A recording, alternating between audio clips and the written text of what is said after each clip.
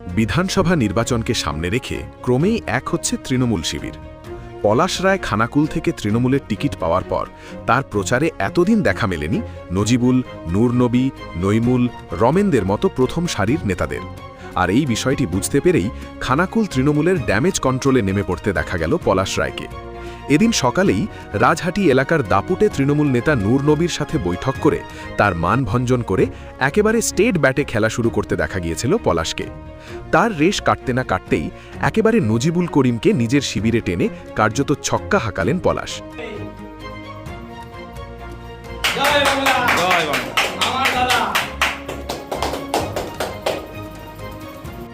এদিন একেবারে নজিবুলের কাছে পৌঁছে যান পলাশ।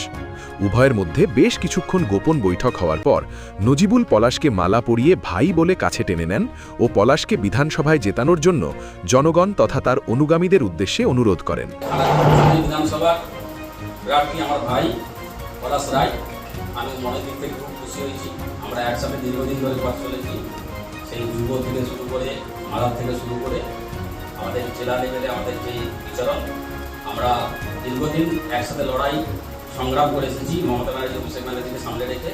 আগামী যে নির্বাচন আসছে, এই নির্বাচনে যাতে 21-এর পুনরাবৃত্তি না হয়, যাতে খানাকুলকে আমরা পলাশ রায়ের মাধ্যমে এগিয়ে এবং অভিষেক ব্যানার্জি ভোট দিতে পারি, তার জন্য আমি সর্বস্তরে সকল মানুষের কাছে আবেদন করব যে এবারে আর কিছু না, জোড়াফুল চিহ্ন ভোট দিয়ে বিপুলভাবে জয়যুক্ত করে যেন খানাকুল থেকে আমরা আমাদের পলাশ রায়কে বিধানসভায় পাঠাতে পারি, তার জন্য সকলের কাছে আমি আবেদন করছি। ভোটের ময়দানে খানাকুল বিধানসভা শাসক দলের কাছে এমনিতেই যথেষ্ট কঠিন পিচ। সেই পিচে খেলতে নেমে কয়েক ঘন্টার ব্যবধানে নূরনবী ও নজিবুলকে নিজের দিকে টেনে যে ঝড়ো ইনিংস শুরু করেছে পলাশ, তা তাৎপর্যপূর্ণ হলেও রমেন, দীপেন, সন্দীপবর, নইমুল, ইলিয়াসদের টিমে না নিলে সুশান্ত ঘোষের টিমের সাথে খেলায় হারতে হতে পারে তাকে বলেই মনে করা হচ্ছে। বিভিন্ন ধরনের খবরের জন্য লাইক ও সাবস্ক্রাইব করুন বাংলার কথা।